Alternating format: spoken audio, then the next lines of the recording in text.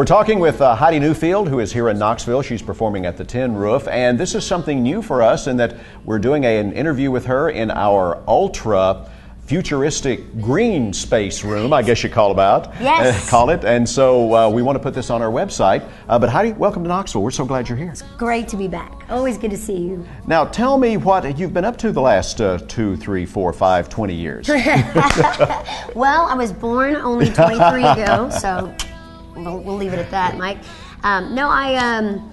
The last couple of years have been, you know, a lot of people out there think in this day and age with music, when they haven't heard from an artist in a year or 2 or 3, they think they've just gone away. And so we're a very singles-driven market, and so, you know, and they haven't heard you on the radio for a little while, but I've not gone away. I've always been working and always been on the road. Been writing a lot for this new album that's coming out this winter. And the new single that's out right now that you wonderful folks here at Q93 are playing, called Why'd You Have to Be So Good. And it's been really just interesting, you know, ride after Johnny and June and that wonderful welcome back to stepping out of the group and into my solo career. You know, there was just a little bit of a break in between. My record label has a lot of artists on it, so you have a big roster.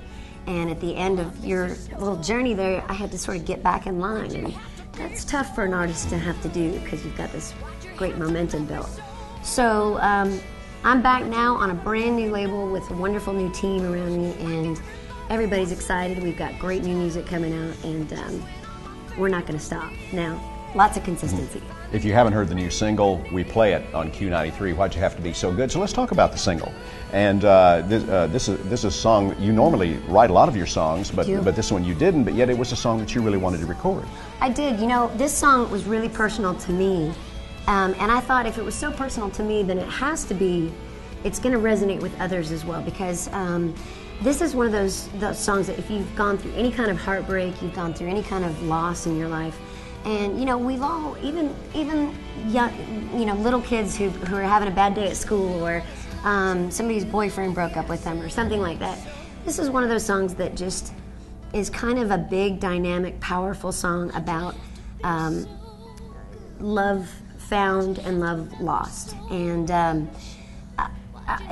there were so many components, so many pieces of the puzzle that I found. I loved the melody. I thought it was just a really soulful melody and a beautiful lyric, and I just couldn't wait to sing that. And at the time, I had lost my mom, so of course it was really, you know, it pulled at my heartstrings. And I thought, you know, if this is so meaningful to me, then I know it's got to be to everyone else out there as well.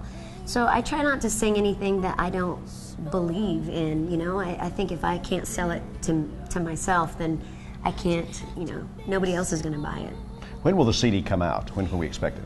The CD is going to be out off of the legs of the new single.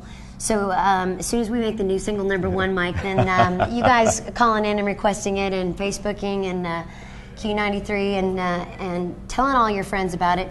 It's also out on iTunes as well. So that's really cool. But the CD will come out this winter, and we don't have an actual date because we're going to kind of, it's a little bit of a moving date, but it should be this winter, right around maybe, hopefully December if I have my way. So it's going to make a good Christmas gift. How would you describe this CD as far as, now we know about the one song that you've told us about, but what about other songs on the CD? Well, the rest of the album and CD, we still call them albums, which is really funny. It's very, very different from just this one song. I don't want anybody to listen to this big ballad and think that I've gone soft on anybody. I'm still rocking out and still not scared to pick up the tempo for sure. There's a lot of tempo on this record. It's a really interesting record. I wanted to make an album that was different than anything I'd ever recorded before. I wanted to make a record that was really diverse and pulled from all of my influences. So it's got a lot of blues, a lot of southern rock. The one thing I think it's not is it's not very pop. It's not really fluffy and cutesy. I think it's more like it's got a lot of grit, and it's really, I've had a lot of fun with it. Pulling some tricks, some ad libs and some things like that that are kind of people won't expect to hear on there.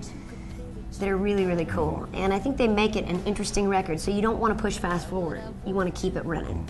Nobody sings a country song like Heidi Newfield, so we're looking forward to this new CD. Thank you. Thank you so much for taking time to come by and see us. It's my pleasure. I'm so proud to actually be the first one to break in the new room here. Isn't this cool, y'all? It is cool, and we have a special gift for her just for doing this, a jar of Old Smoky Moonshine. So we'll be sampling that shortly. He knows me well. See, I told you I'm not scared. Heidi Newfield, thanks so much. Thank you, Mike.